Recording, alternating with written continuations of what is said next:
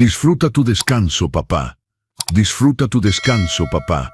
Repetía mi hijo con una sonrisa extraña mientras me apresuraba hacia el autobús de mis sueños. Ya caminaba hacia el vehículo, emocionado por las vacaciones, cuando de repente me detuvo una vecina a quien había ayudado económicamente en el pasado. Llegó sin aliento y me susurró: «Don Arturo, ni se le ocurra subirse a ese autobús, venga rápido a mi casa. Descubrí algo terrible». Mis queridos amigos, bienvenidos. Antes de abrir las puertas de esta vieja casa y descubrir sus secretos, les pido un pequeño favor. Suscríbanse al canal y dejen un like en esta historia. Escriban en los comentarios desde qué ciudad o estado de México nos están escuchando. Mi corazón se calienta al ver cuántos somos. Ahora pónganse cómodos y disfruten de la historia. Estaba parado en el vestíbulo de mi edificio de departamentos, mirando la maleta que Rodrigo había empacado personalmente. Eso era extraño. Normalmente mi hijo no se molestaba con ese tipo de consideraciones. Rodrigo rara vez hacía un esfuerzo por algo que no involucrara su propia comodidad o algún plan descabellado para hacerse rico rápidamente. «Entonces, papá, ¿vas a quedarte ahí parado todo el día?». Su voz sonaba exageradamente alegre. Tenía esa nota falsa que había aprendido a reconocer desde sus días escolares, cuando escondía las boletas con malas calificaciones. «El autobús sale en 40 minutos. El Uber ya está abajo». Cambié mi mirada de la maleta a mi hijo, 35 años, un hombre de apariencia imponente, vestido con un traje caro comprado con mi dinero. En los últimos 10 años, había pagado por 3 de sus intentos de negocio. Primero, una cafetería en la zona rosa, que cerró en 6 meses porque Rodrigo pensó que la renta del centro se pagaría sola. Luego, una granja de minería de criptomonedas que se incendió junto con el cableado del garaje. Y finalmente, un lavado de autos que tuvo que venderse para pagar deudas. Soy Arturo Mendoza, excontador jefe de una importante planta manufacturera en Guadalajara. Pasé toda mi vida lidiando con números, balances, débitos y créditos. Los números no mienten. Las personas sí, constantemente. Y mi balance personal con mi hijo había estado en rojo durante mucho tiempo. Pero seguí pagando. Pagaba porque era mi único hijo. Y tal vez en el fondo esperaba que algún día la cantidad de inversión se transformara en calidad de carácter. Pero nunca fui ciego. Junto a Rodrigo estaba Valeria, su esposa, cambiando el peso de una pierna a otra. Normalmente esta mujer me miraba con arrogancia mal disimulada, considerando mis consejos anticuados y mi departamento su herencia garantizada. Pero hoy Valeria estudiaba el patrón del papel tapiz con intensidad. Evitaba mi mirada. Sus dedos jugueteaban nerviosamente con la correa de su bolso de diseñador. «Aquí tiene, don Arturo». Valeria me entregó una carpeta de documentos sin levantar los ojos. «Aquí está el itinerario. Todos los hoteles están reservados. El tour por las ciudades coloniales. Guanajuato, San Miguel de Allende, Querétaro. Justo como siempre ha soñado. 2 semanas de relajación total». Tomé los papeles. Mis dedos, acostumbrados a documentación de calidad, inmediatamente detectaron algo incorrecto. Era papel común de impresora, impreso en una inyección de tinta casera. Sin bachos brillantes de agencia de viajes, sin membrete con marca de agua, sin recibos de pago. «El paquete cuesta casi 350,000 pesos», observé con calma, escaneando la lista de ciudades. «Rodrigo, la semana pasada me pediste 15,000 pesos para cambiar el aceite y las llantas de tu camioneta, alegando dificultades temporales de flujo de efectivo. ¿De dónde salió toda esta generosidad?». Rodrigo se congeló por un segundo. Vi el músculo de su mandíbula saltar, una señal clara de que estaba buscando frenéticamente una excusa. «Ay, papá, me estás ofendiendo». Mostró una amplia sonrisa, pero la sonrisa no llegó a sus ojos. Sus ojos permanecieron fríos y calculadores. «Cerré un negocio grande. Decidí darle un regalo a mi viejo. Nos has apoyado durante tantos años. Déjame ser un buen hijo por una vez». «¿Un negocio?». Pensé, Su último negocio terminó conmigo teniendo que pagar su deuda a prestamistas agiotistas. Pero no dije nada en voz alta. Solo asentí, doblando cuidadosamente el papel y guardándolo en mi bolso. Gracias, dije en tono neutral. Esto es muy inesperado. Me puse mi chamarra ligera y ajusté mi pañuelo frente al espejo. En el reflejo no solo veía a un anciano que iba de vacaciones, veía a alguien acostumbrado a revisar cada coma en un contrato. Y en esta escena de felicidad familiar, las comas estaban fuera de lugar. ¿Por qué la prisa? ¿Por qué el auto fue llamado media hora antes de lo necesario? ¿Por qué Valeria, que nunca se despierta antes del mediodía, estaba maquillada y lista a las 8 de la mañana? Me volví para agarrar mi bolso e intercepté la mirada de Rodrigo. No me estaba mirando a mí, estaba mirando por encima de mi hombro hacia el fondo del pasillo, donde estaba mi antiguo escritorio de caoba. Esa pieza fue heredada de mi abuela. Era sólida, pesada y siempre cerrada con llave. La llave colgaba alrededor de mi cuello en una delgada cadena, escondida bajo mi camisa. Dentro del escritorio no había joyas ni efectivo. Había algo más valioso: las escrituras originales de este departamento, los documentos de la propiedad campestre en una zona exclusiva cerca del lago de Chapala, y lo más importante, los títulos de las propiedades de las bodegas que rentaba. Esas bodegas alimentaban a toda la familia, permitiendo que Rodrigo jugara al empresario y que Valeria desfilara con ropa nueva. La mirada de mi hijo no era curiosa, era depredadora. Era como si estuviera mirando una caja fuerte, cuya combinación estaba a punto de caer en sus manos. «Dejaré las llaves del departamento contigo», dije observando su reacción. «Las plantas necesitan agua cada tercer día, especialmente el helecho». «Sí, claro, papá. No te preocupes», respondió Rodrigo rápidamente, su voz traicionando un alivio mal disimulado. «Nos encargaremos de todo. Lo importante es que apagues tu celular y descanses de todo el estrés. Dicen que la señal es terrible en esos hoteles coloniales. Señal terrible», noté mentalmente. Otra pieza del rompecabezas. Querían que fuera inalcanzable. Levanté la maleta. Era ligera. Demasiado ligera para un viaje de 2 semanas. «Bueno, que Dios los bendiga», dije. Ni siquiera bajaron a acompañarme al auto. Rodrigo alegó una llamada importante, y Valeria de repente tenía dolor de cabeza. Cerraron la puerta detrás de mí tan rápido que parecía que temían que cambiara de opinión. Escuché el clic de la cerradura. No un giro, sino 2. Salí del edificio bajo el fresco sol matutino. El auto estaba en la acera. El conductor fumaba un cigarro, parado a un lado. Pero mi atención fue atraída por otra cosa. Mi ojo profesional, entrenado durante años para notar inconsistencias en los reportes, automáticamente escaneó el estacionamiento. Todo parecía normal: el área de juegos, las bancas, los autos de los vecinos. Pero al doblar la esquina del edificio, casi escondido por un árbol de jacaranda en flor, había una camioneta SUV negra de lujo. Conocía ese auto. En nuestra ciudad, pocas personas conducían un modelo así con placas de colección. Era el auto del licenciado Vicente Salazar, un notario de mala reputación, conocido por oficializar cualquier trato si el precio era suficientemente alto. Su oficina estaba al otro lado de la ciudad. ¿Qué hacía el auto de un notario turbio en la entrada de mi edificio a las 8 de la mañana de un sábado? Mi corazón saltó un latido, pero mi cara permaneció serena. No me permití detenerme ni mostrar confusión. Solo registré el hecho como alguien que nota una discrepancia en el inventario.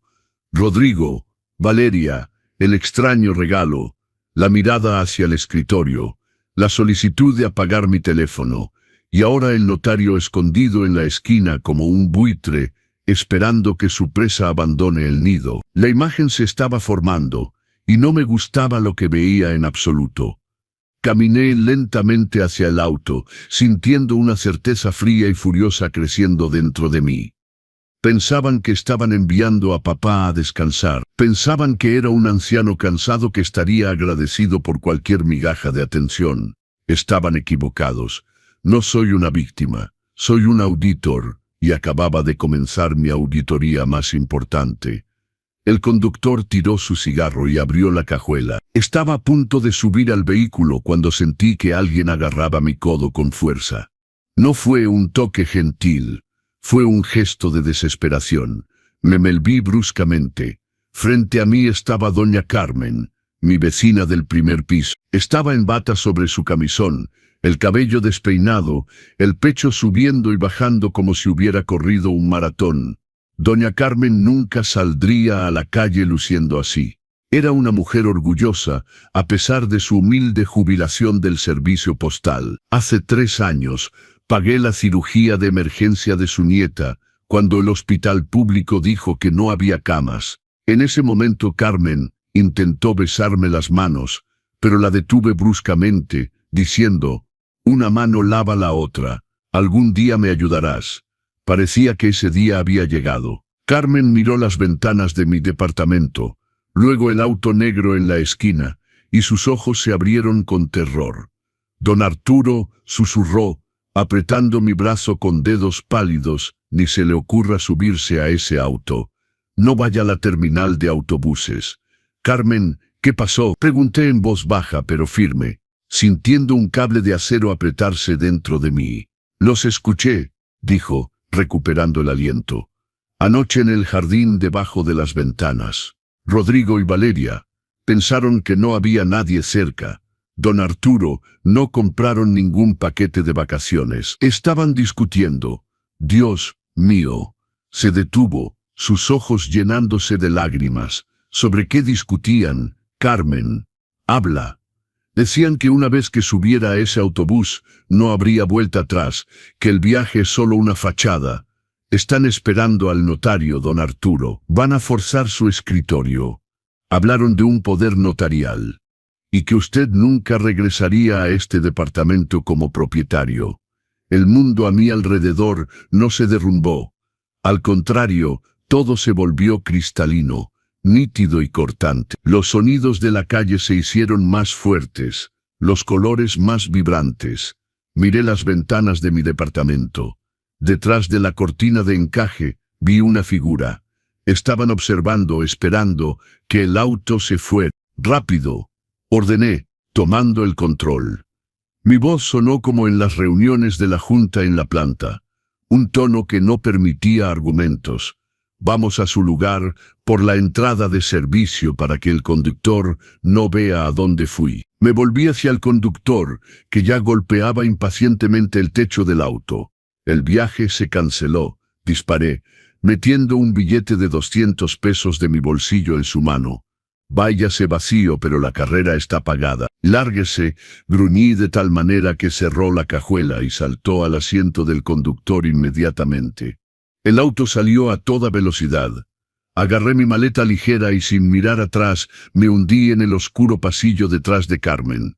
El juego había comenzado, solo que mi hijo había olvidado una regla importante. Antes de repartir la piel del oso, más vale asegurarse de que el oso realmente haya entrado en hibernación. Y yo acababa de despertar. Entramos al departamento de Carmen, y la pesada puerta de metal cortó los sonidos del mundo exterior. El clic de la cerradura sonó como un disparo. El olor familiar a té de manzanilla, libros viejos y humedad suave invadió mi nariz. Carmen se recostó contra la puerta, deslizándose hacia abajo. Sus manos todavía temblaban. «Dios mío, don Arturo, ¿qué hubiera pasado si no hubiera salido?» Su voz falló. No perdí tiempo consolándola. Este no era el momento para sentimentalismos. Puse mi maleta en la esquina, me quité el abrigo y lo colgué en el perchero con la precisión de alguien que llega a una reunión de negocios. «Lávese la cara, Carmen», dije bruscamente. «Ponga el café. Necesito hechos, palabra por palabra». «¿Qué escuchó exactamente?» Fui a la cocina, pequeña, estrecha, llena de recipientes de comida, lo opuesto a mi cocina moderna y estéril que Valeria tanto odiaba. Me senté en la banca cerca de la ventana. A través de las gruesas cortinas podía ver la entrada a mi edificio. El Uber ya se había ido. La SUV negra del notario todavía estaba ahí. como una bestia al acecho. Carmen entró, secándose la cara. Estaba pálida, pero la histeria estaba dando paso a mi calma helada. Estaban en la banca del jardín, comenzó, poniendo la tetera en la estufa. Sus manos temblaban tanto que la tapa traqueteaba. Anoche fui a recoger la ropa del tendedero. Estaba tranquilo. La acústica era perfecta. Valeria era la que hablaba más fuerte. Se estaba riendo. Dijo, finalmente, ese viejo fósil se va. 2 semanas serán más que suficientes para transferir todo a nuestro nombre. Miré mis manos, bien cuidadas, impecables, sin manchas de la edad. Las manos de un hombre que se mantiene en forma. ¿Y Rodrigo? Pregunté. ¿Qué dijo mi hijo? Carmen bajó los ojos. Dijo que lo importante era que el licenciado Salazar antedatara los documentos y que cuando usted regresara ya no sería el propietario sino un vegetal. Don Arturo, hablaron de un diagnóstico, que usted tenía demencia, que ya no era competente, y que lo enviarían a un asilo aislado en el campo inmediatamente después del tour. El autobús ni siquiera debía regresar a la ciudad con usted a bordo. Dentro de mí, algo se rompió. El delgado e invisible hilo que conectaba padre e hijo se estiró y se rompió con un sonido sordo. Demencia. Vegetal. No solo querían mi dinero, eso podría entenderlo. La codicia es eterna. Querían robar mi mente, mi identidad. Planeaban declararme incompetente para justificar el robo. Mi propio hijo, a quien enseñé las tablas de multiplicar, a quien saqué de tantos problemas, estaba listo para enterrarme vivo en un asilo solo para no tener que pagar sus deudas. No lloré. Las lágrimas son agua, y el agua erosiona los cimientos. Ahora necesitaba concreto. Sentí una extraña ligereza. Era liberación. Ya no necesitaba poner excusas por sus acciones. Ya no tenía que pensar que solo tenía mala suerte o que era bueno y su esposa lo influenciaba mal. No, frente a mí estaba un enemigo peligroso sin principios que conocía mis puntos débiles. Pero olvidó quién le enseñó todo lo que sabía, y subestimó fatalmente mi mayor activo, mi cerebro. Apague la estufa, Carmen, dije, no habrá café. Agarré mi celular. La pantalla brillaba con una notificación. Papá, ¿ya abordaste? Avísame cuando salga el autobús. Borré el mensaje sin leerlo. Mis dedos marcaron un número que había sabido de memoria durante 20 años. Señor Gómez, el gerente de mi complejo de bodegas, un viejo guardia, ex policía, leal a mí no por miedo, sino por principios. Habíamos pasado juntos por intentos de invasión, crisis económicas y planes de confiscación. El teléfono sonó durante mucho tiempo. Eso no era típico de él. Siempre contestaba al segundo timbre. Finalmente la llamada se conectó. Don Arturo. La voz de Gómez sonaba ahogada, casi un susurro. En el fondo, escuché el sonido de papeles siendo revueltos y voces fuertes. Hola, Gómez, dije en mi tono profesional, bajo y sin pánico. No puedo hablar mucho, tengo solo una pregunta. Revise el registro de visitantes y el libro de caja.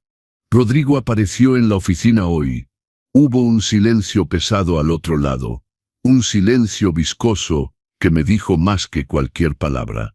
Escuché la respiración pesada de Gómez. Gómez, estoy esperando. Don Arturo, habló muy bajo, probablemente cubriendo el micrófono. ¿Dónde está usted ahora? ¿Está seguro? Estoy en un lugar seguro. Responda la pregunta. No solo apareció. Gómez bajó la voz a un susurro casi imperceptible. Está aquí ahora mismo. Llegó hace 10 minutos, derribó la puerta de su oficina y está exigiendo las llaves de la caja fuerte con los documentos fundacionales. Apreté el teléfono tan fuerte que mis nudillos se pusieron blancos. Entonces estaban actuando en paralelo, limpiando el departamento y simultáneamente tomando el control de la oficina. Un ataque relámpago. Échelo, Gómez. Llame a seguridad. No tiene poder notarial. Mi firma es la única que cuenta. No puedo. La desesperación en la voz del viejo gerente era clara. Don Arturo, no está solo. Está con un abogado y otra mujer. ¿Qué mujer? Valeria. No, una desconocida. Una mujer fuerte con traje gris. Mostró papeles. Don Arturo. Papeles con sello judicial. Dice ser tutora designada por el tribunal. El mundo a mi alrededor se redujo al tamaño del altavoz. Tutora, repetí, sintiendo una furia helada inundar mis venas. Sí, dice que debido a su condición de salud aguda, la administración de activos pasa a ella hasta nuevo aviso. Rodrigo ya está abriendo su computadora. Están cambiando contraseñas, don Arturo. Están cambiando el acceso bancario ahora mismo. Miré por la ventana. La SUV negra del notario comenzó a moverse y lentamente se alejó de mi edificio. Por supuesto, ya no necesitaban forzar el escritorio. Fueron al banco. Falsificaron una decisión judicial. Esto no era solo robo, esto era guerra, y acababan de cometer su mayor error. Pensaban que ya estaba muerto. Escuche cuidadosamente lo que voy a decir, Gómez, dije en un tono tan helado que Carmen en la esquina de la cocina encogió los hombros. No haga nada, no discuta con ellos, entregue las llaves, déjelos pensar que han ganado. Pero encienda las grabaciones de cámara de la sala de conferencias, audio y video. Guarde todo en un disco externo. ¿Me entiende? Entendido. Lo llamaré de vuelta. Colgué. Mi mirada cayó sobre el cuchillo de cocina que Carmen había dejado sobre la mesa. Estaba afilado, reluciente. Lo empujé cuidadosamente a un lado. ¿Qué pasó?, susurró Carmen. Me puse de pie. Mis movimientos fueron precisos. Piensan que me he vuelto loco, Carmen. Bueno, es hora de mostrarles cómo funciona mi mente enferma. Saqué una libreta y un bolígrafo de mi bolso. Necesitaba elaborar un plan. El primer punto era simple. Necesitaba desaparecer de verdad. La habitación de huéspedes de Carmen era diminuta, llena de cajas con ropa vieja y pilas de revistas de jardinería. Pero no necesitaba espacio. Necesitaba un escritorio, un enchufe y silencio. Limpié la superficie de un viejo escritorio, empujando a un lado libros polvorientos. Saqué mi laptop de la maleta, mi vieja y fiel computadora que Rodrigo consideraba basura y ni siquiera pensó en llevar. Ese fue su primer error. En esa antigüedad estaban almacenadas todas las llaves electrónicas, copias de bases de datos y, lo más importante, acceso a mi almacenamiento en la nube personal, cuya existencia ni siquiera sospechaba. Abrí un nuevo documento.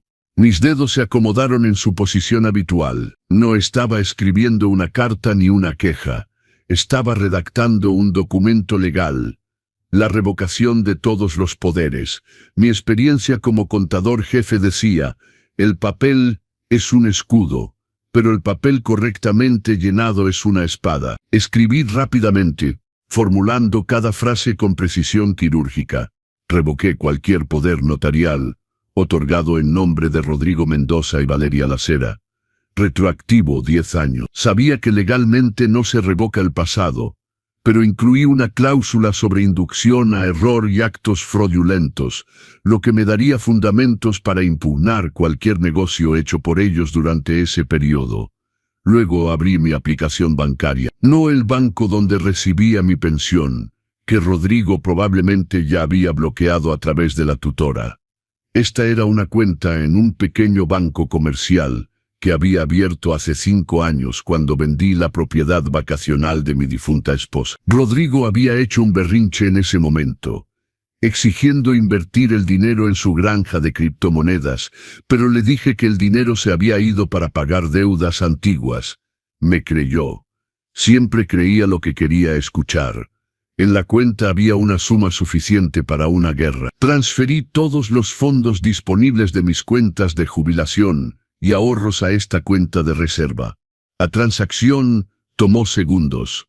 Vi los números llegar a cero en la aplicación a la que Rodrigo podía acceder. Imaginé su cara cuando intentara retirar y viera el mensaje: fondos insuficientes. La satisfacción fue silenciosa, casi física, como un sorbo de agua helada en el calor. «Don Arturo, venga aquí», llamó Carmen desde el balcón. Su voz temblaba de emoción. Cerré la laptop y salí al balcón. Carmen vivía en el segundo piso, y su balcón daba al patio interior. pero a través de un hueco entre los edificios se podía ver el estacionamiento del condominio de lujo al lado, y más adelante la entrada a mi propiedad campestre, que estaba en los límites de la ciudad, en un antiguo barrio ahora rodeado de edificios nuevos. Desde el balcón de Carmen, si sabías dónde mirar, podías ver el techo de tejas de barro de mi casa de campo, y el portón. Agarré los viejos binoculares de teatro de Carmen. Los lentes estaban un poco nublados, pero la imagen era suficiente. En el portón de mi propiedad se detuvo la SUV plateada de Rodrigo. 2 personas bajaron. Rodrigo, con la camisa desabotonada, riendo y gesticulando, y Valeria con un vestido corto de verano, más apropiado para una playa que para una mañana en la ciudad. Se estaban riendo. Valeria sostenía una botella de champán caro.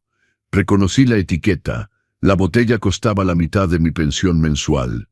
«Están celebrando», susurró Carmen, agarrándose el pecho como en un funeral. «Dios los perdone». «No, Carmen», corregí, ajustando el enfoque. «Están celebrando la victoria. Piensan que el autobús ya salió de la ciudad y la señal se perdió en las montañas». Rodrigo abrió el portón con el control remoto. Entraron al jardín como dueños. Valeria fue directamente a mis rosales, esas variedades importadas que había cultivado durante 10 años. Arrancó brutalmente una flor, la olió y la tiró al suelo. Sentí una punzada de dolor, pero la suprimí inmediatamente. Las rosas vuelven a crecer. Lo que planeaban hacer con mi vida sería más difícil de arreglar. «Mire, llegó alguien más», me empujó Carmen. Otro auto se detuvo. Un enorme vehículo utilitario negro que parecía un tanque. Bajó un hombre alto con expresión severa, vestido con un caro abrigo de lana. No sonreía. Miraba mi muro, la casa y el terreno, como si ya estuviera calculando cuántos metros cúbicos de concreto se necesitarían para cubrir todo con una cimentación. Lo reconocí instantáneamente. Era don Héctor Vargas, un desarrollador local conocido como el Bulldozer. Se especializaba en comprar propiedades antiguas en el perímetro urbano, derribar las casas y construir centros comerciales o edificios de departamentos de lujo. Sus métodos eran infames. Si los dueños no aceptaban vender, las casas sufrían incendios misteriosos o los documentos de propiedad desaparecían de los archivos. «Vargas», exclamé en voz baja. Rodrigo corrió a recibirlo, casi haciendo una reverencia. Extendió su mano, que Vargas estrechó con el asco de alguien tocando algo pegajoso. Valeria pronto apareció con copas. Entraron a la casa, así que no era solo una venta de activos. Rodrigo había decidido vender no solo las bodegas, sino también la propiedad campestre, la casa familiar que mi padre construyó. La casa donde Rodrigo dio sus primeros pasos. Estaba vendiendo al Bulldozer, el hombre que borraría la memoria de nuestra familia de la faz de la tierra en una semana. Bajé los binoculares. Mi respiración estaba calmada, mi pulso constante. Dentro de mí, la calculadora estaba funcionando, calculando las variables. Vargas no se involucraría con activos problemáticos. Necesitaba una transacción limpia para revender el terreno más tarde con máximo beneficio. Si estaba ahí, significaba que Rodrigo lo había convencido de que yo no era un problema, que los documentos estaban en mano, y que el viejo loco estaba debidamente neutralizado. «Carmen», dije regresando a la sala, «necesito su teléfono. No podía llamar desde el mío. ¿Podrían rastrear la señal?» «Claro, tómelo». Me entregó un viejo teléfono de teclado. Marqué a Gómez. Contestó inmediatamente. «Gómez, ¿está Vargas ahí en la propiedad campestre?» «¿Con Vargas?» El horror en la voz del gerente era genuino. «Don Arturo, si Vargas está en el juego, quieren demoler las bodegas también. Ha tenido puesta la vista en esa área desde hace tiempo. Lo sé, escúcheme. Necesito que haga algo. En mi oficina, en el cajón inferior del escritorio, Hay una carpeta marcada archivo. En ella están los planos antiguos de tuberías. Encuentre el mapa que marca el colector de alcantarillado municipal, que corre exactamente debajo de la bodega número 3. Pero ahí no hay nada. El colector fue desactivado en los 80. Vargas no lo sabe, interrumpí, pero sabe que no se puede construir sobre un colector activo. Es área de preservación. Si ve ese plano, entenderá que construir un centro comercial ahí es imposible. ¿Quiere que se lo muestre? No, quiero que olvide esa carpeta en la mesa de la sala de conferencias. Cuando vayan a firmar los papeles, déjela en el lugar más visible. Encima, ponga una nota escrita, urgente para el procurador del distrito. Escuché a Gómez reírse entre dientes. Entendido, lo haré. Y una cosa más, don Arturo, consígame la información de contacto de ese periodista que escribió sobre las víctimas de Vargas el año pasado. Creo que su apellido es Montoya. Lo conseguiré. Don Arturo, ¿está seguro de que puede manejar esto? Son muchos, y usted está solo. Miré mi reflejo en la pantalla del televisor apagado. Cabello gris peinado hacia atrás, en un moño firme. Un pliegue obstinado en mis labios. No estoy solo, Gómez. Lo tengo a usted. Tengo a Carmen. Y tengo algo que ellos no tienen. ¿Qué? La verdad, respondí, y colgué. Ese fue el primer movimiento de peón. Pero este peón estaba despejando el camino para la reina. Vargas era un depredador, pero un depredador cauteloso. Bastaría con el olor de putrefacción en la documentación para que él mismo despedazara a Rodrigo sin mi ayuda. Solo necesitaba darle un pequeño empujón a la situación. Volví a la laptop. En la pantalla, el cursor parpadeaba en el documento de revocación. Agregué un párrafo más, copia enviada a la oficina del procurador del distrito y al Consejo de Revisión Notarial. Imprimir, firmar, enviar por mensajería. Miré el reloj. Eran solo las 2 de la tarde. Mi supuesto autobús estaría cruzando el campo de Guanajuato ahora. Rodrigo y Valeria estaban bebiendo champán en mi porche, mientras yo estaba sentado en el departamento de otra persona, preparando el jaque mate que recordarían por el resto de sus vidas. Mi celular vibró sobre la mesa, rompiendo el silencio. Un mensaje de Rodrigo. Espero que el autobús sea cómodo, papá. Los asientos se reclinan. Apaga tu teléfono y relájate. Te lo mereces. Te quiero. Sonreí amargamente. Te lo mereces. Qué ironía. No tenía idea de cuánta razón tenía. Realmente merecía un descanso. Descanso de sus mentiras, su parasitismo, el eterno miedo por su futuro. Pero proporcionaría ese descanso yo mismo. Y no sería nada como lo que él había planeado. No estaba en un asiento suave y reclinable, sino en una silla dura en la oficina del registro público de la ciudad. El olor a polvo y papel viejo siempre me calmaba. El orden reinaba aquí.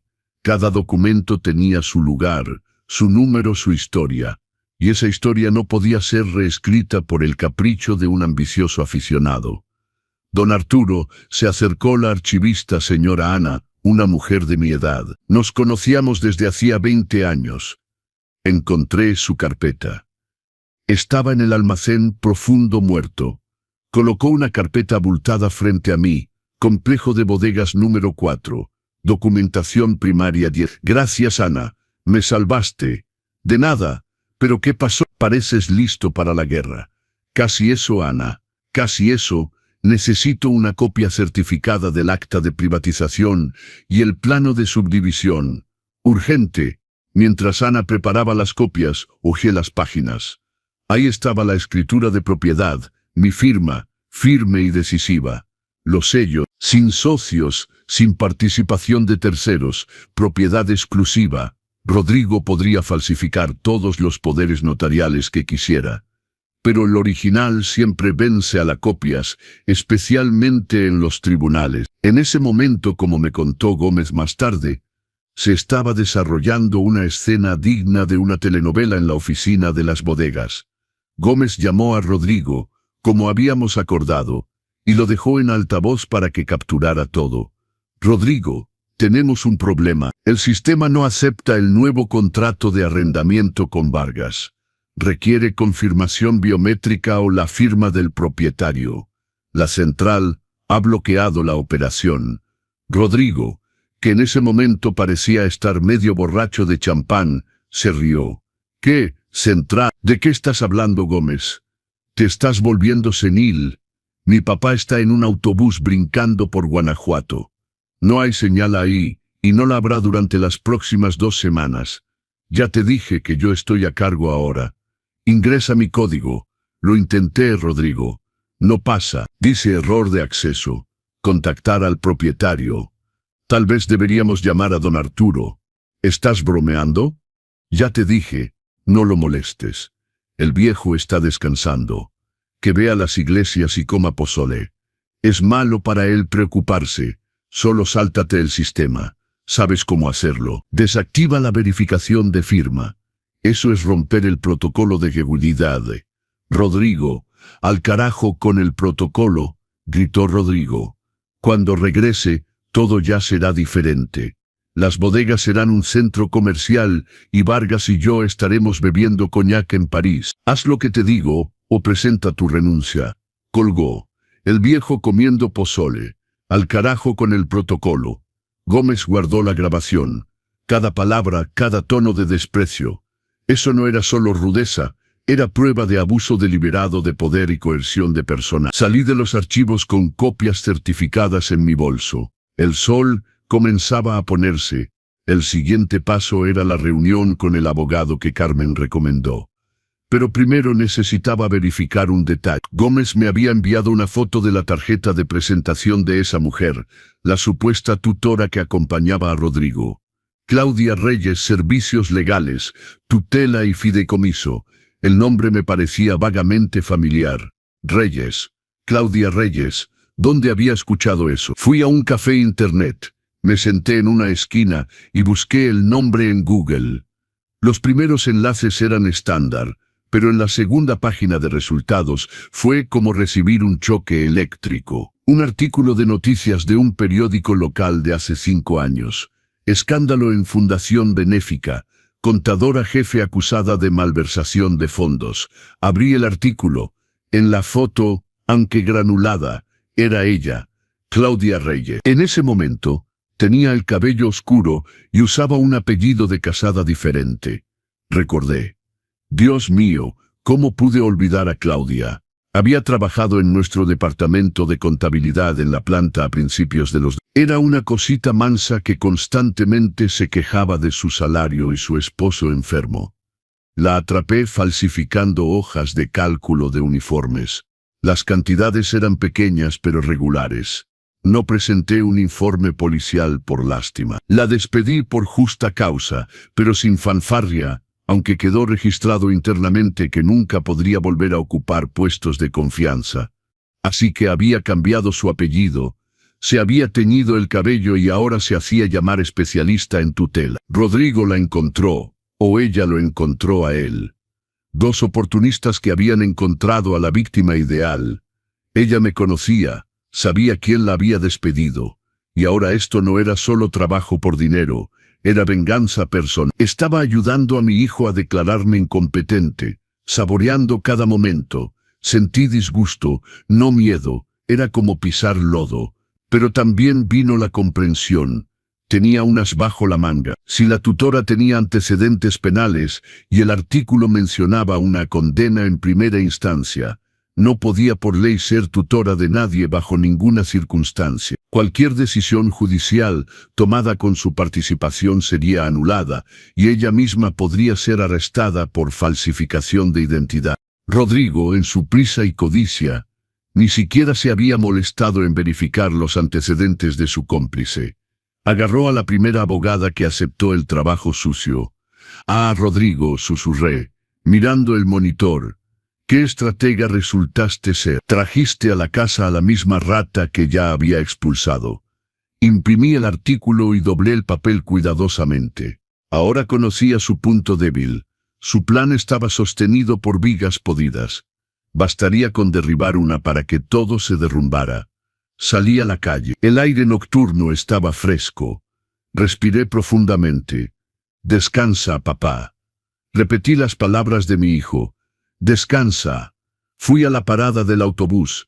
Necesitaba volver al departamento de Carmen, reunir los documentos y prepararme para el día siguiente. Mañana comenzaría a jalar los hilos. Pensaban que yo era el pasado. Muebles viejos para ser descartados. Olvidaron que las antigüedades a veces valen más que cualquier cosa nueva y son mucho más resistentes. La mañana siguiente comenzó, no con café, sino con una reunión en un estacionamiento abandonado cerca del mercado central. La ubicación fue elegida por Gómez. No había cámaras ahí y el ruido del tráfico amortiguaba las conversaciones. Llegó en un auto discreto, miró alrededor y me entregó una carpeta gruesa. Su cara estaba gris. Don Arturo no podía mirarme a los ojos. No sabía cómo decir esto por teléfono. Esto va más allá de todos los límites. Tomé la carpeta. Era pesada. Muéstremelo, Gómez. Estoy listo para cualquier cosa. Subimos al auto. Gómez encendió el aire acondicionado, pero sentí un escalofrío viniendo desde adentro. Abrí la carpeta. En la parte superior estaba el borrador del contrato de arrendamiento con Vargas. Eso lo esperaba. Pero debajo había un documento que me hizo perder el aliento. Era un pagaré, un préstamo privado. La cantidad era astronómica, 60 millones de pesos. El deudor, Rodrigo Mendoza. El garante, Arturo Mendoza. Mi firma había sido torpemente falsificada con mano temblorosa. Pero el sello era mi sello real. Había conseguido acceso a mi sello profesional. Pero lo peor no era la cantidad. Lo peor era la cláusula de garantía. El terreno y casa residencial en la dirección de mi propiedad campestre. Y el complejo de bodegas, bloques A, B y C. Mis bodegas, eso no es todo, dijo Gómez en voz baja. Da vuelta a la página. Di vuelta y el mundo giró por un segundo. Era una copia de un certificado de defunción. Nombre, Arturo Mendoza. Fecha de defunción, mañana. Causa de muerte, insuficiencia cardíaca aguda. Miré mi propio nombre impreso en ese marco mortuorio para la fecha de mañana. ¿De dónde vino esto? Mi voz sonaba hueca, mecánica. Lo encontré en la papelera de su computadora, respondió Gómez. Escaneó el borrador. Aparentemente, Reyes preparó la plantilla. Estaban planeando, don Arturo. Estaban planeando hacer oficial su muerte retroactivamente, una vez que estuviera lejos, para no tener que pagar impuestos sobre donaciones y poder presentar inmediatamente la sucesión. Y luego, cuando regresara, tal vez esperaban que realmente tuviera un ataque al corazón. Cuando se enterara, cerré la carpeta lentamente. Así que tenía razón. No era solo codicia. No era solo querer vivir bien. Mi hijo no solo me estaba robando, me estaba enterrando. Legalmente, se suponía que debía morir mañana. Ya había preparado el papel.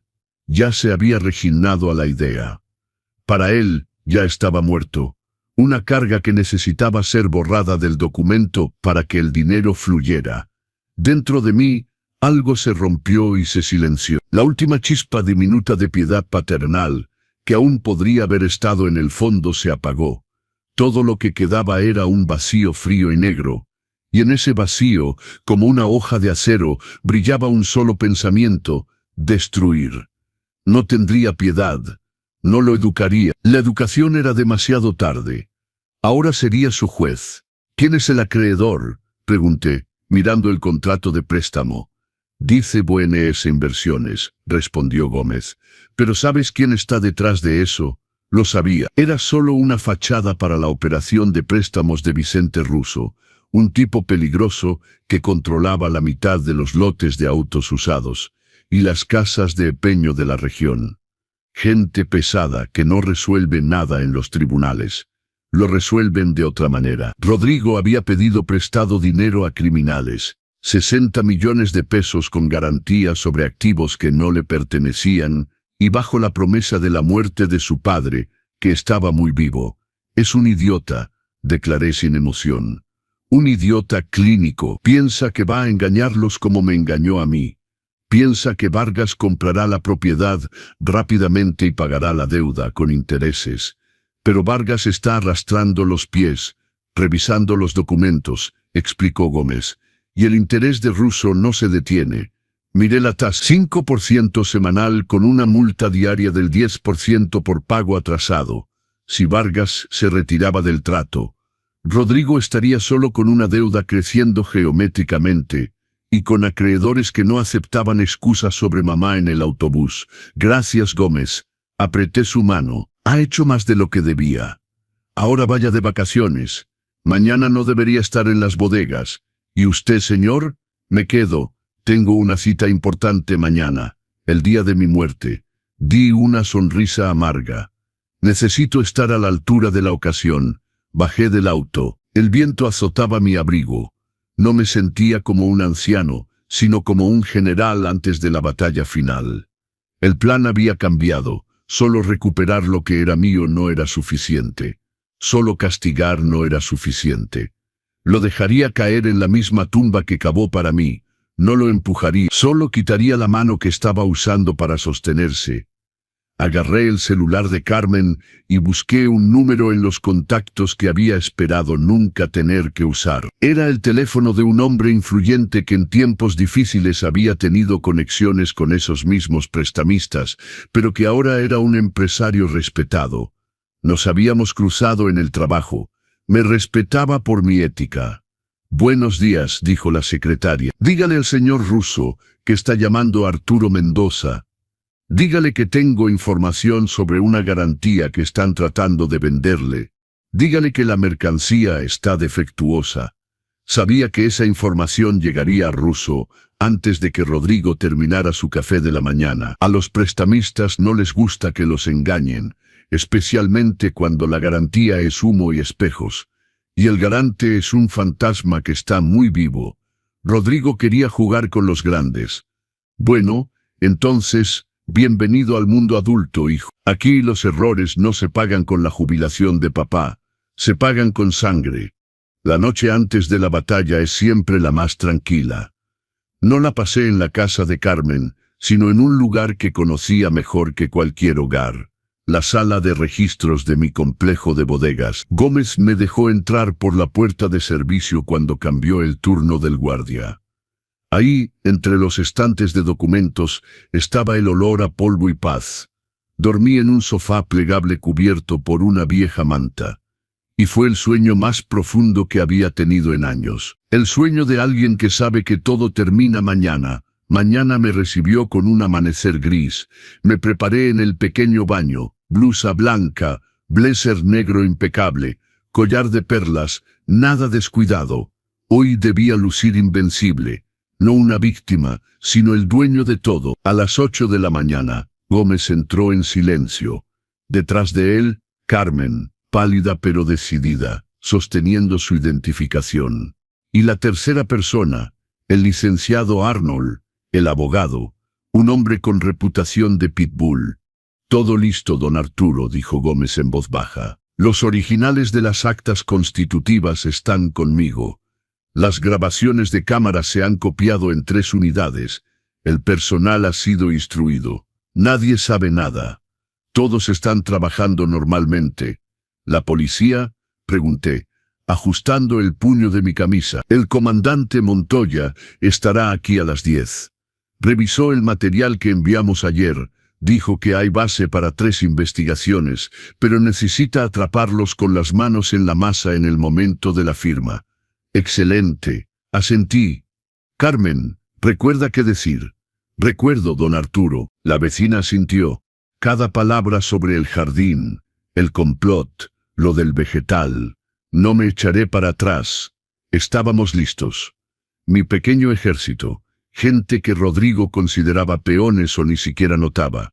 Ahora estaban hombro con hombro para derribar su castillo de naipes. A las 9:30, Rodrigo llegó a la entrada principal. Lo observé en el monitor de seguridad.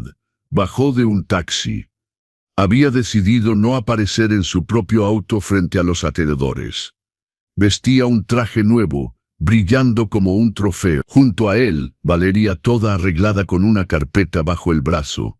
Y por supuesto, Claudia Reyes, la tutora con cara de verdugo profesional, entraron al vestíbulo con confianza, riendo en voz alta. Rodrigo le dio una palmada en el hombro al guardia de seguridad, pero el joven solo asintió en silencio y desvió la mirada. «¿Qué les pasa?», le preguntó Rodrigo a Valeria cuando pasaron junto a la secretaria, quien de repente se sumergió en su monitor sin siquiera decir buenos días. «Deben tener miedo de los nuevos jefes», se burló Valeria. «Están sintiendo que la nueva escoba va a barrer limpio». Rodrigo se dirigió a la puerta de mi oficina, ahora pensando que era suya. Tocó su tarjeta en la cerradura electrónica. Silencio.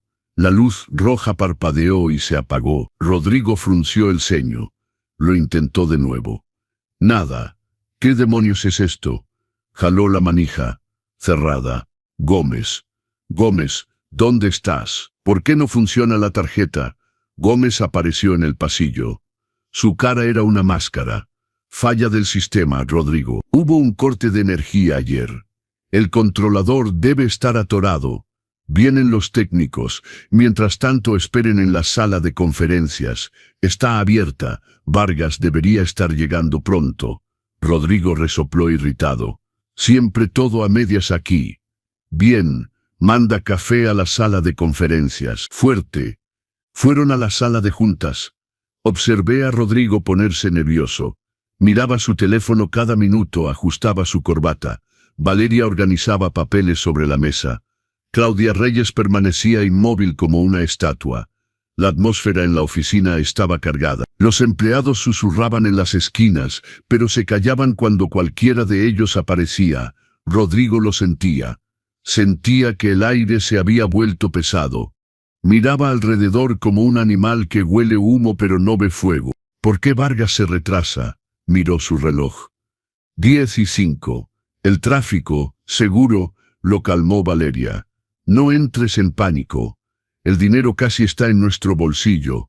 A las 10:10, el vehículo utilitario negro de Vargas se detuvo, pero no estaba solo. Justo detrás de él se estacionó un auto sin placas con matrículas oficiales. Sonreía mi reflejo. «Es hora», dije. Salimos de la pequeña habitación.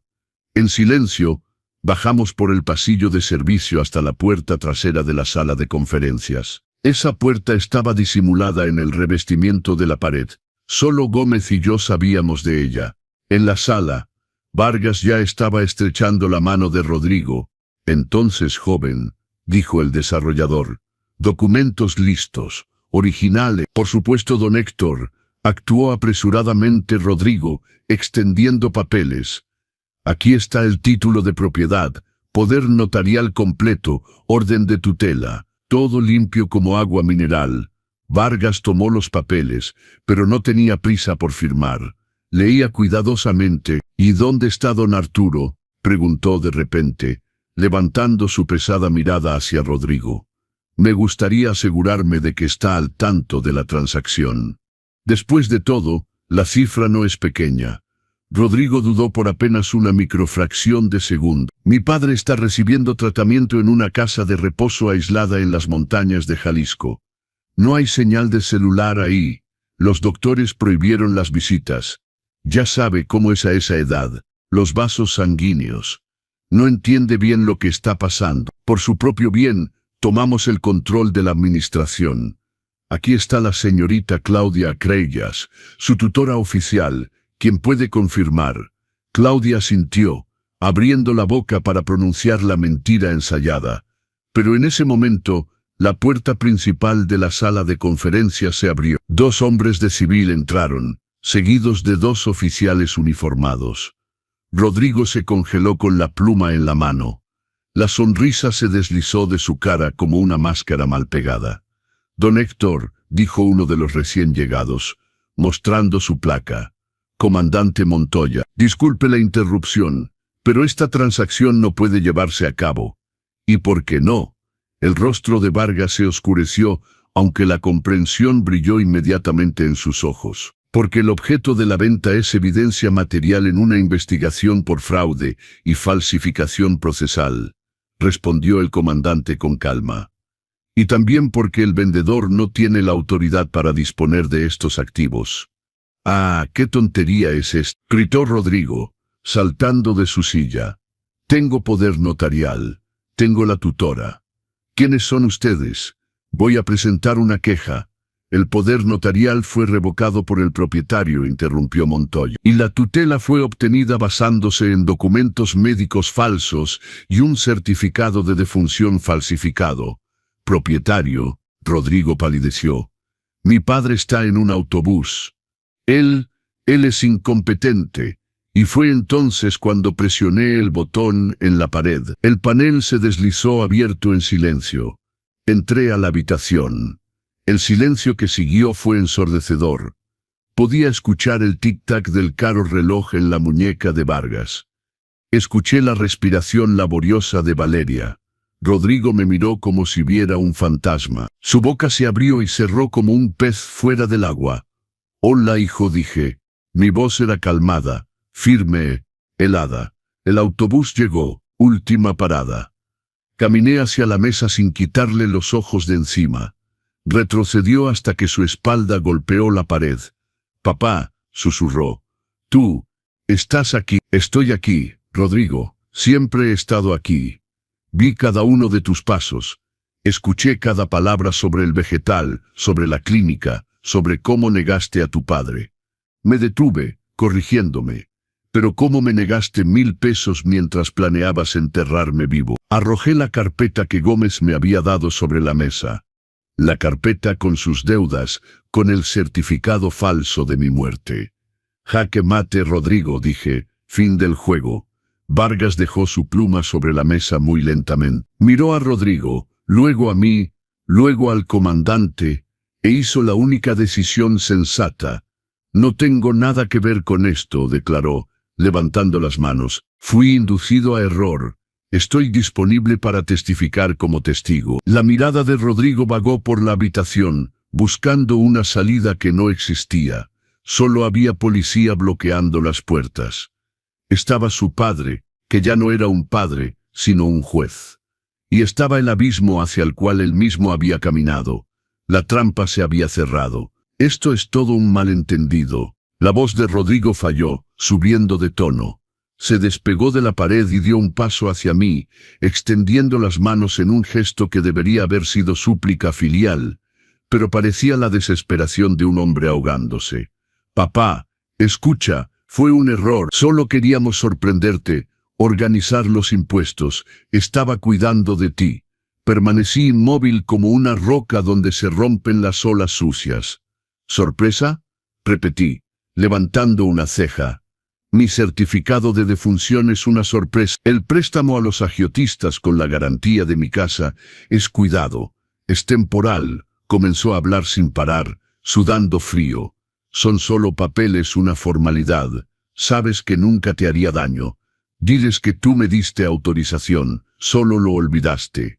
Tu memoria está fallando». Se volvió hacia el comandante, señalándome con el dedo. «Él no está bien de la cabeza. No entienden. Tiene demencia. Olvida lo que hizo ayer. Puedo probarlo. Claudia puede confirmar. Ese fue su último as, el intento desesperado de sostener la mentira que habían preparado. Decidió declararme loco. Ahí mismo, frente a la policía, miré a Claudia Reyes. La tutora estaba pálida, encogida en su silla. Ya se había dado cuenta de que el juego estaba perdido y permanecía en silencio, esperando volverse invisible. «¿Demencia, dices?», sonreí. «Bueno, probemos mi memoria». Saqué mi vieja grabadora de voz de mi bolso y presioné reproducir. En el silencio de la habitación, su voz resonó, clara, llena de cinismo. «El viejo está completamente senil, pidiendo dinero.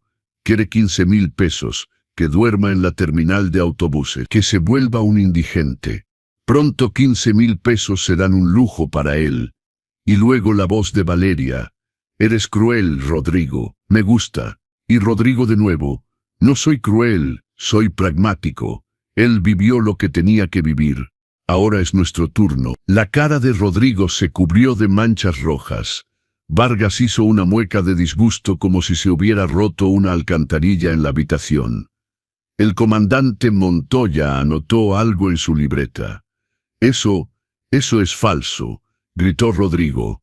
Es inteligencia artificial. Puedes falsificar cualquier voz hoy en día. ¿Y esto también es IA? Coloqué sobre la mesa las impresiones de sus conversaciones, los correos electrónicos de su cuenta personal al licenciado Salazar, pidiéndole antedatar documentos, adjuntando fotos de mi identificación que había robado mientras yo dormía. Rodrigo se calló, se dio cuenta de que no había escape. El aire a su alrededor parecía haberse agotado. Miró a Valeria en busca de apoyo, y fue entonces cuando sucedió lo que esperaba. Las ratas comenzaron a devorarse entre sí. Valeria, que hasta entonces había estado callada, de repente saltó. Sus bonitos ojos se llenaron de lágrimas de odio. Fue toda su idea, gritó, señalando con su dedo manicurado a su esposo. Le dije que no lo hiciera. Le rogué que parara. Me obligó. Dijo que si no ayudaba, me echaría a la calle. Le tenía miedo. Es un tirano. Me golpeaba. Los ojos de Rodrigo se abrieron como platos. ¿Qué estás diciendo, basura? Rugió. Fue tu idea. Tú eras la que lloraba por joyas y bolsas. Tú encontraste a Claudia. Tú armaste el esquema de la clínica. Mentiroso, gritó Valeria. Comandante, soy una víctima. Diré todo, haré un trato. Él planeó todo, odia a su padre. Lo quería muerto. La escena era repugnante, y en su repugnancia, fascinante. Se estaban hundiendo el uno al otro con el mismo entusiasmo con el que ayer bebían champán a mi muerte. Suficiente. Mi voz cortó los gritos, se callaron, jadeando. Miré a Valeria. Dices que fue toda su idea. ¿Y quién intercambió correos electrónicos con el notario Salazar usando el usuario Valeria Lux 92? ¿Quién envió las plantillas de sellos falsos? ¿Quién buscó en línea cómo inducir un ataque cardíaco en ancianos sin dejar rastros? Valeria se puso tan pálida que su maquillaje parecía una máscara de yeso. ¿Cómo supiste? Mi departamento de informática estaba recuperando datos borrados cuando tú todavía estabas en pañales. La interrumpí. Tuve acceso a tu nube, querida. Tus huellas digitales están en todas partes. No eres una víctima, Valeria. Eres el cerebro detrás de esta operación. Un cerebro podrido y codicioso. Valeria se derrumbó en su silla, cubriéndose la cara. Vargas se puso de pie y se abrochó el abrigo. Don Arturo, dijo con gravedad, ofrezco mis sinceras disculpas. Si hubiera sabido, mis abogados estarán en contacto. Estoy dispuesto a discutir una compensación por daños morales, siempre y cuando mi nombre no aparezca en la prensa junto al de estos ciudadanos. El trato está cancelado. Se fue sin mirar a Rodrigo. En la sala quedamos solo nosotros, la policía y las ruinas de una familia. Rodrigo se quedó quieto, cabeza abajo. Toda la pompa había desaparecido. Frente a mí no había un empresario exitoso, sino un niño asustado que rompió un jarrón caro y esperaba el castigo. Papá, murmuró con la voz quebrada. ¿Qué va a pasar ahora? Ahora va a pasar la ley, Rodrigo, respondí. Código Penal artículo 17C1, fraude practicado contra una persona mayor puede alcanzar 10 años. Y hay falsificación de documentos públicos. ¿Me van a arrestar? Levantó los ojos llenos de terror. Dentro de mí, algo tembló. Era el momento más difícil. El momento en que el corazón quiere perdonar, pero la razón sabe que el perdón ahora es crueldad. No, Rodrigo, dije en voz baja. No voy a presentar cargos penales contra ti, Valeria. Su cara se iluminó con esperanza. ¿En serio, papá? Gracias. Lo sabía. Te lo voy a compensar. Voy a cambiar. No me interrumpas, lo corté bruscamente. Retiraré la denuncia de fraude. Pero hay un detalle. El préstamo que tomaste de Russo, 60 millones de pesos. No lo voy a impugnar como fraude de mi parte. Solo voy a probar que la garantía dada era nula y sin valor. El préstamo permanecerá a tu nombre. Personalmente a tu nombre. Sin garantías reales. La sonrisa desapareció de su cara. Pero me van a matar. Russo, los intereses, ese es tu problema, Rodrigo. No querías ser adulto. Sé uno, resuelve tus obligaciones tú mismo. Ya no soy tu banco, ni tu escudo, y ya no soy tu padre. Me volví hacia el comandante. Comandante Montoya, no presentaré cargos penales contra ellos ahora, pero pido que registre la falsificación de documentos para la protección de mis activos. Y en cuanto a ellos, señalé a mi hijo y nuera, yo mismo me encargaré. Pero en cuanto a Claudia Reyes, a esa la llevamos, dijo Montoya. Es reincidente, falsificación de sellos públicos. Le hará bien pasar un tiempo tras las rejas. Claudia Reyes fue llevada esposada. Valeria permaneció sentada, mirando la nada. Rodrigo se quedó en medio de la sala, dándose cuenta de que la prisión habría sido su salvación. En prisión habría tenido comida y protección. En el mundo afuera, Russo lo esperaba con una pregunta. ¿Dónde está el dinero, Rodrigo? Fui a la mesa, recogí mis documentos, las llaves del departamento. Extendí mi mano. Rodrigo, con manos temblorosas, tomó el llavero y lo colocó en mi palma. Y las llaves de la casa de campo. El segundo llavero vino justo después. Adiós, Rodrigo. Dije, espero que encuentres una manera de sobrevivir. Tienes riñones, un hígado. Dicen que están en alta demanda. ¿No eres pragmático? Di la espalda y caminé hacia la salida. Mi columna vertebral estaba recta, mis pasos firmes. No lloré, hice lo que tenía que hacer. Amputé la gangrena para salvar el resto del organismo. La puerta se cerró detrás de mí con un clic suave, y solo en el pasillo me permití exhalar. El aire estaba limpio. Ya no olía a mentiras, no seguí el destino de Rodrigo. Solo sé que está vivo. Dicen que consiguió un trabajo de labor pesada en una obra de construcción en el campo, tratando de ganar cualquier peso para pagar los intereses de Russo. Me llamó unas cuantas veces desde números desconocidos, pero no contesté. Mi número ahora solo está disponible para aquellos que traen paz a mi vida, no caos. Las bodegas están funcionando. Gómez fue ascendido y ahora administra toda la operación.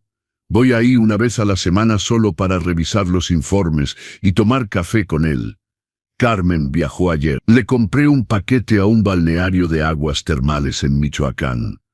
Esta vez uno real, con tinas de agua caliente y pensión completa. Cuando le entregué el sobre, intentó rechazarlo, lloró, pero le dije, esto no es un regalo, Carmen, son dividendos para una socia. Se ganó cada peso. La tarde en la casa de campo es fresca. Huelo pino mojado y humo de leña. Los vecinos están quemando hojas. Estoy sentado en el porche, envuelto en una cálida manta de lana. En la mesa lateral, una taza de té de manzanilla humeante. Silencio. Una vez este silencio me asustaba. Parecía significar soledad. Ahora lo sé. Es el sonido de la libertad. Nadie me miente. Nadie me mira como si fuera una chequera. Nadie espera mi muerte. Soy dueño de mi tierra, mi tiempo, mi vida. Extiendo mi mano hacia la chimenea. Ahí yace el papel doblado en 4. El itinerario de ese viaje de ensueño que mi hijo me entregó en el vestíbulo. Tour por las ciudades coloniales, lujo todo incluido. Lentamente, con placer, rompo el papel. Primero a la mitad, luego otra vez. Y otra vez, transformo la mentira en pequeños confetis. Tiro los pedazos al fuego. Las llamas lamen el papel con avidez. Una llama brillante se eleva por un segundo, iluminando la habitación. Luego desaparece, convirtiéndose en ceniza gris. Tomo un sorbo de té. Está caliente, aromático e increíblemente delicioso. Disfruta tu descanso, Arturo, me digo a mí mismo. Y por primera vez en muchos años, realmente estoy descansando. Pero la vida tiene una manera curiosa de no dejarte descansar por mucho tiempo.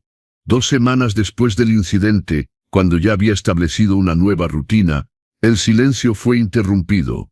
Era un sábado por la mañana. Estaba en el jardín de la casa de campo, podando los rosales que Valeria había maltratado. Cada flor nueva que brotaba me daba una satisfacción silenciosa.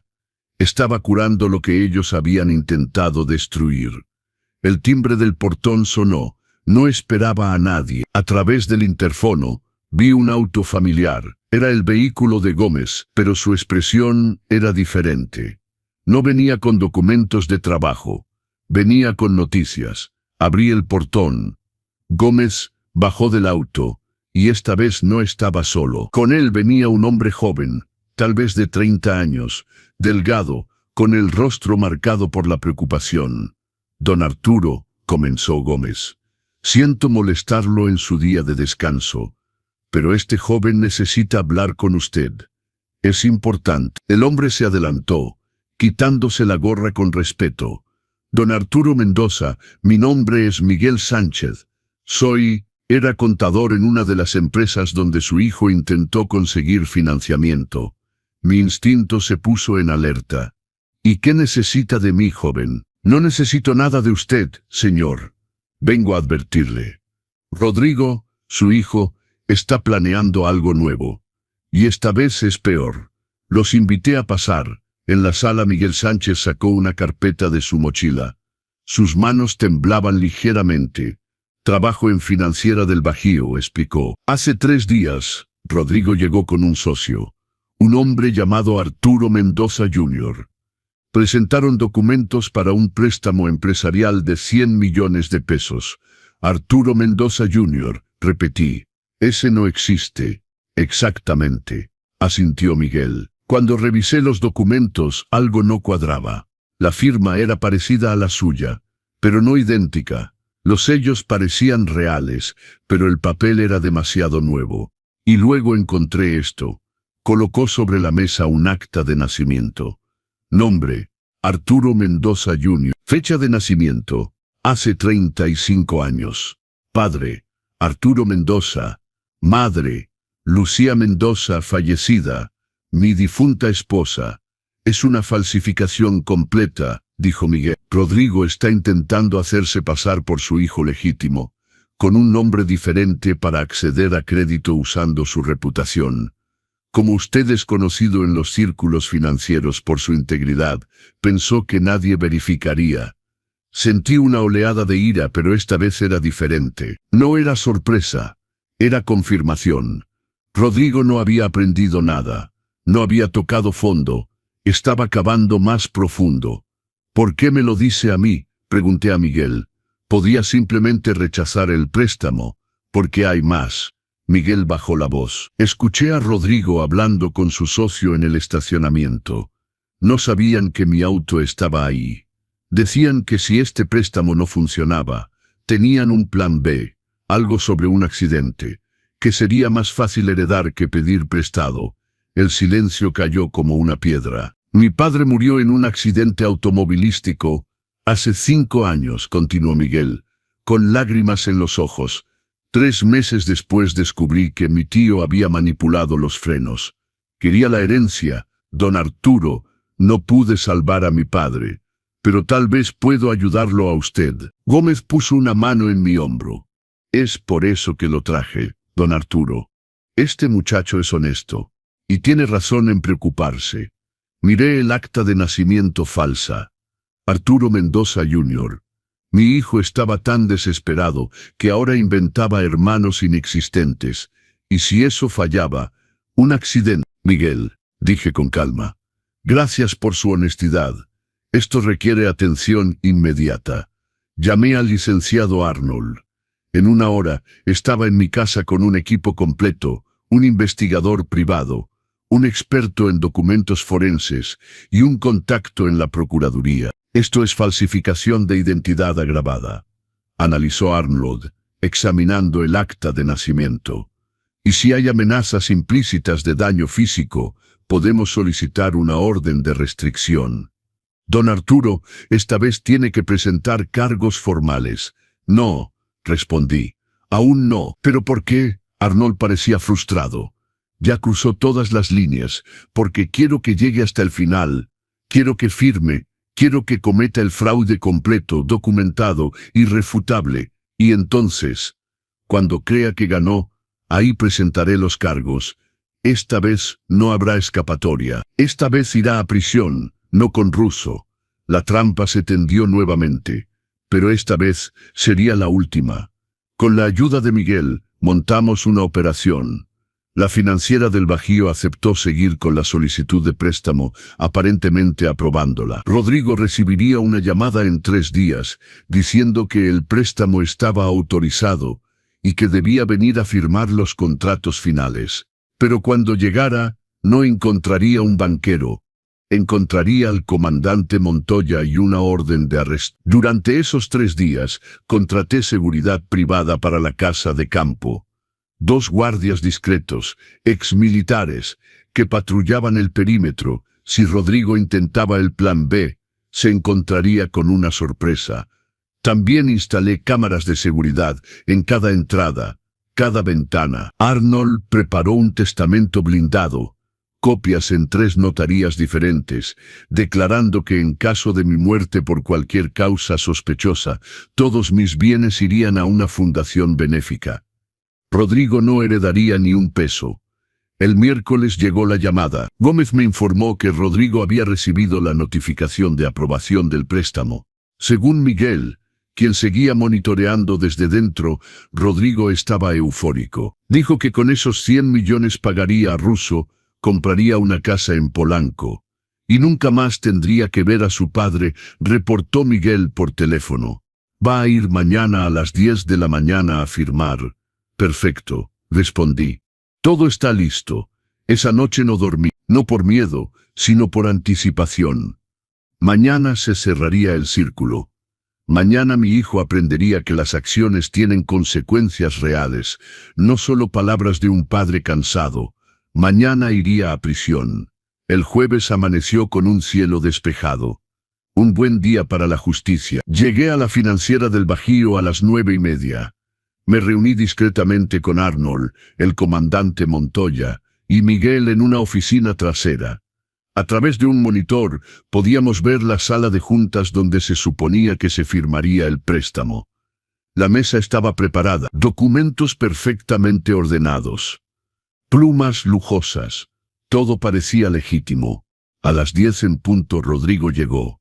Vestía un traje que no reconocí, probablemente alquilado para la ocasión. Venía solo. Valeria, según supe, después, lo había dejado y había huido a casa de sus padres en Monterrey. Rodrigo entró a la sala de juntas con una sonrisa confiada. El banquero falso, en realidad un agente encubierto, lo recibió con un apretón de manos. Señor Mendoza Jr., bienvenido. Todo está en orden. Solo necesitamos su firma aquí, aquí y aquí. Rodrigo tomó la pluma. Sus ojos brillaban con codicia mientras leía los números. 100 millones de pesos. Salvación, libertad. Firmó la primera página. Luego la segunda. Cuando estaba a punto de firmar la tercera, la puerta se abrió. El comandante Montoya entró, seguido de 2 oficiales. Rodrigo Mendoza, dijo Montoya con voz firme, queda arrestado por falsificación de documentos públicos, suplantación de identidad, intento de fraude bancario y conspiración para cometer homicidio. El color drenó de la cara de Rodrigo. La pluma cayó de su mano. ¿Qué? No. Esto es un error. No es un error, dije entrando a la sala. Es justicia. Rodrigo me vio y sus piernas parecieron fallar. Se agarró del borde de la mesa. Papá, tú, ¿sabías? Supe desde el momento en que Miguel vino a advertirme. Supe de tu Arturo Mendoza Jr. Supe de tu plan B. Supe todo, hijo, porque nunca aprende. Le mostré las copias del acta de nacimiento falsa, las grabaciones de sus conversaciones en el estacionamiento, los documentos forenses que probaban la falsificación. Esta vez no hay salida. Esta vez no retiraré los cargos. Esta vez pagarás con años de tu vida, no con los ahorros de tu padre. Los oficiales lo esposaron. Rodrigo no resistió. Estaba en shock, finalmente entendiendo que el juego había terminado de verdad. Mientras lo sacaban, se volvió una última vez. Papá, lo siento. Lo miré a los ojos, vi miedo, arrepentimiento, desesperación. Pero no vi cambio real. Solo vi a un hombre que lamentaba haber sido atrapado. No sus acciones. Adiós, Rodrigo, dije. Que los años en prisión te enseñen lo que yo no pude. La puerta se cerró, esta vez con un clic final. Miguel se acercó a mí. Don Arturo, hizo lo correcto. Lo sé, hijo, respondí. Pero eso no lo hace más fácil. Arnold puso una mano en mi hombro. El fiscal dice que con todas las pruebas está viendo entre 8 y 12 años. No saldrá pronto. Asentí. 8 a 12 años, tiempo suficiente para que un hombre de 35 se convierta en uno de casi 50. Tiempo suficiente para reflexionar. O tiempo suficiente para volverse más amargo. Solo el tiempo lo diría. Salí de la financiera del Bajío y respiré el aire de Guadalajara. La ciudad continuaba su ritmo. Los vendedores ambulantes gritaban, los autos tocaban el claxon, la vida seguía, y yo también seguiría. Pero ahora, verdaderamente libre. 3 meses después del arresto de Rodrigo, la vida había tomado un ritmo que nunca pensé posible. Un ritmo de paz. Me desperté esa mañana en la casa de campo. No con el peso de la preocupación, sino con la anticipación de un día simple y productivo. El sol entraba por las ventanas, creando patrones dorados en el piso de madera.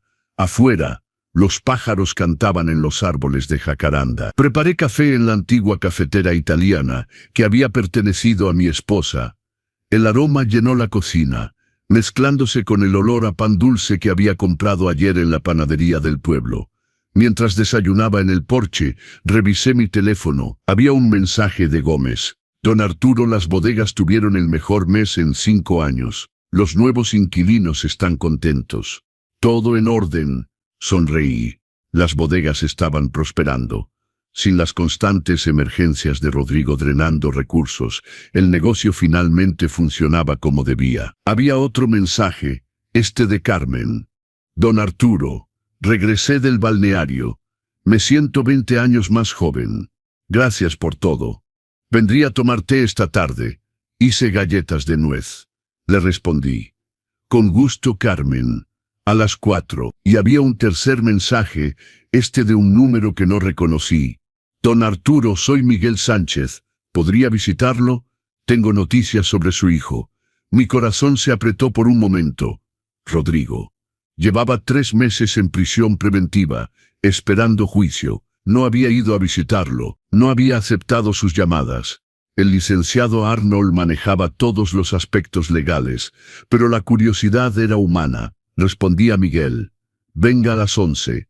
Sabe la dirección. Las horas pasaron lentamente. Trabajé en el jardín, podando, regando, ordenando. El trabajo físico me calmaba. Había algo honesto en la tierra, en las plantas. Si las cuidabas, florecían. Si las descuidabas, morían. No había manipulación, no había mentiras.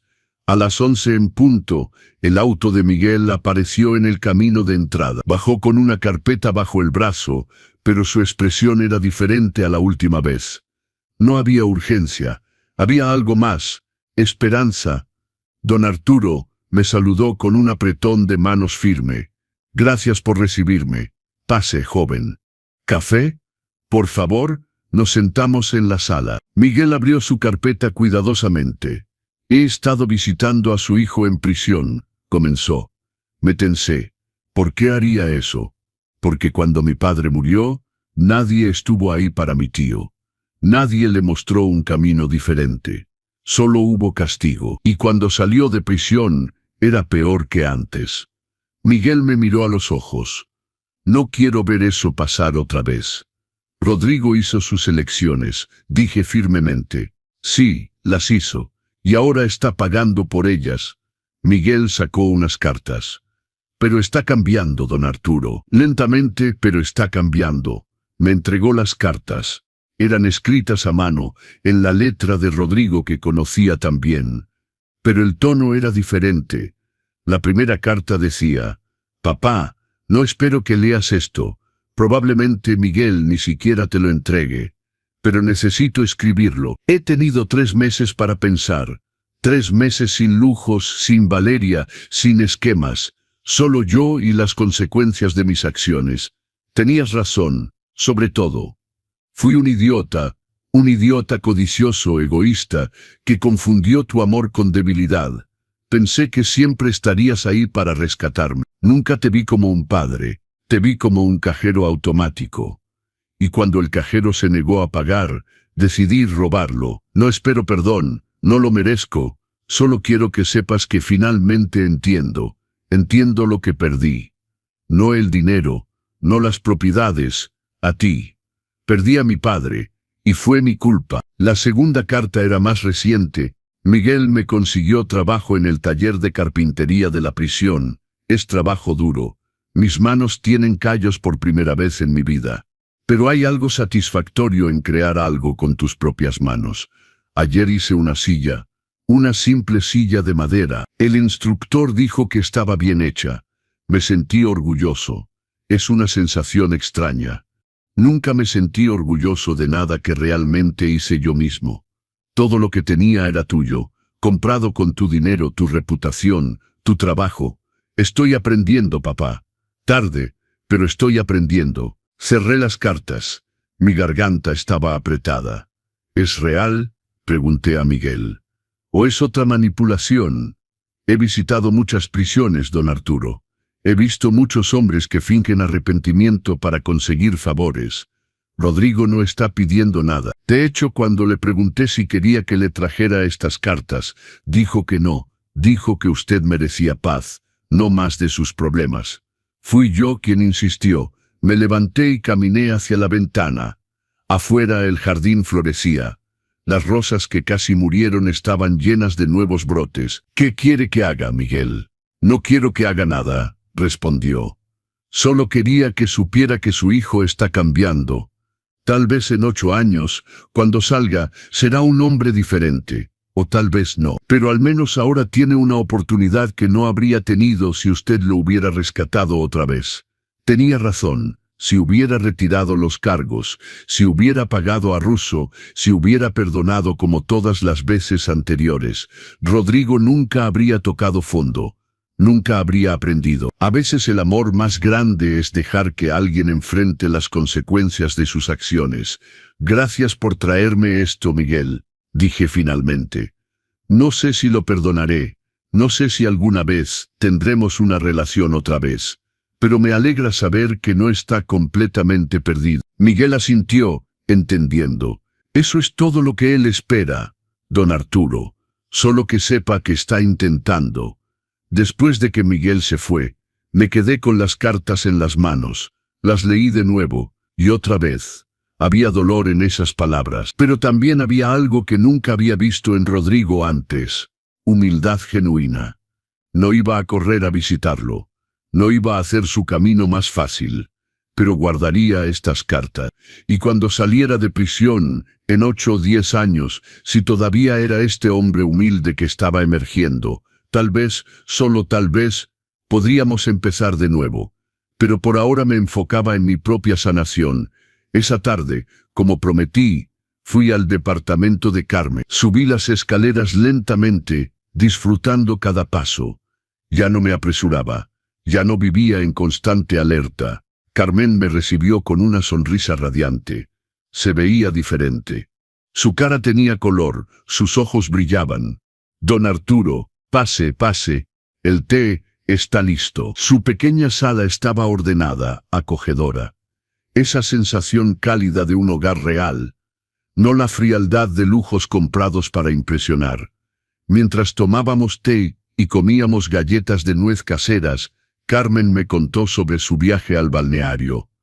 Fue maravilloso, don Arturo, las aguas termales, los masajes, la comida deliciosa. Pero lo mejor fue algo más. Se detuvo, sus ojos llenándose de lágrimas felices. Conocí a un señor, viudo como yo.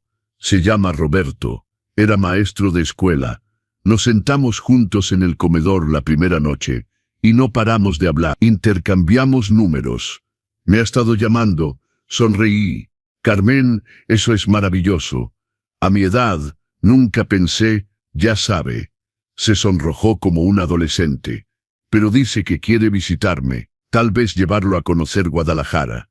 Debería hacerlo, le animé. Merece ser feliz, Carmen. Merece tener a alguien que la aprecie, igual que usted, don Arturo. Me miró con esos ojos sabios. ¿Ha pensado en volver a vivir? No solo existir, sino realmente vivir. Sus palabras me quedaron dando vueltas en la cabeza mientras caminaba de regreso a casa esa noche. Volver a vivir. Durante los últimos 10 años había estado en modo supervivencia, trabajando, preocupándome por Rodrigo, resolviendo sus problemas, pagando sus deudas. No había vivido, había existido. Pero ahora, por primera vez en una década, era libre. Las semanas siguientes fueron una revelación. Empecé a hacer cosas que había pospuesto por años. Me inscribí en un club de ajedrez en el Centro Cultural de Tlaquepaque. Todos los martes por la noche jugaba partidas con otros jubilados. Discutíamos estrategias, compartíamos historias, reíamos. Retomé mi antiguo hobby de fotografía. Compré una cámara digital moderna y empecé a explorar Guadalajara, capturando arquitectura colonial, mercados coloridos, rostros interesantes. Organicé las finanzas para crear una pequeña fundación benéfica en memoria de mi esposa. Cada mes, la fundación pagaba cirugías de emergencia para familias de escasos recursos, como había hecho por la nieta de Carmen. Pero ahora era sistemático, sostenible, impactante. Gómez me invitó a dar charlas en la universidad local sobre ética contable y gestión financiera. Me sorprendió descubrir que disfrutaba enseñando. Los jóvenes estudiantes me hacían preguntas inteligentes, desafiaban mis ideas, me mantenían mentalmente ágil. Y un día, mientras tomaba fotografías en el Mercado Libertad, sucedió algo inesperado. Una mujer, aproximadamente de mi edad, chocó conmigo accidentalmente. Su bolsa de compras se cayó, esparciendo aguacates y tomates por el suelo. «Ay, perdón», se disculpó, agachándose a recoger sus cosas. «No se preocupe», me agaché a ayudarla. «Estos mercados son caóticos». Nuestras manos se tocaron mientras ambos alcanzábamos el mismo aguacate. Ella se rió, una risa genuina y cálida. «Gracias», dijo, mirándome a los ojos. «¡Qué caballero!». «Arturo Mendoza», me presenté. «Sofía Ramírez», respondió. «¿Viene seguido al mercado?» «Estoy empezando a venir más. Tomo fotografías». «¿De verdad?» «Yo pinto. Vengo aquí por inspiración. Los colores, las texturas». Terminamos tomando café en un pequeño puesto del mercado. Hablamos durante 2 horas, sobre arte, sobre Guadalajara, sobre la vida. Sofía era maestra de arte retirada, viuda desde hace 5 años. Tenía esa combinación rara de inteligencia e imaginación. Me hacía reír, me hacía pensar. Cuando nos despedimos, intercambiamos números. «Tal vez podríamos venir juntos al mercado algún día», sugirió. «Usted toma fotos, yo pinto». «Me gustaría eso», respondí, y lo decía sinceramente. Esa noche, mirando las estrellas desde el porche de mi casa de campo, reflexioné sobre el viaje extraño y doloroso de los últimos meses. Había perdido a mi hijo, al menos temporalmente. Había sido traicionado de las maneras más profundas. Había tenido que tomar decisiones que me partieron el corazón, pero también había ganado algo invaluable. Me había ganado a mí mismo de vuelta. Por primera vez desde que mi esposa murió, no estaba viviendo para otra persona. No estaba resolviendo los problemas de Rodrigo. No estaba sacrificando mi bienestar por su irresponsabilidad. Estaba viviendo para Arturo Mendoza, y descubrí que Arturo Mendoza, cuando se le daba la oportunidad, disfrutaba la vida. Un año después del incidente, me encontraba nuevamente en el porche, pero esta vez no estaba solo. Sofía estaba sentada a mi lado, trabajando en un lienzo. Estaba pintando la vista de las montañas al atardecer. Gómez había venido a cenar con su esposa. Carmen estaba en la cocina con Roberto, su nuevo compañero, preparando pozole. El aroma llenaba la casa. Miguel había traído a su novia, una joven maestra que trabajaba con niños en riesgo. Y en la mesa, entre todos estos amigos verdaderos, estaba una silla vacía. No era para Rodrigo. No todavía. Tal vez nunca. Era un recordatorio. Un recordatorio de que el amor verdadero a veces significa dejar ir. Significa establecer límites. Significa permitir que las consecuencias enseñen las lecciones que las palabras no pudieron. Rodrigo me había enviado otra carta la semana pasada. Miguel me la entregó. Papá, me enteré por Miguel que estás feliz, que tienes nuevos amigos, que tal vez hay una señora especial en tu vida. Me alegro, de verdad, me alegro, no por mí, sino por ti.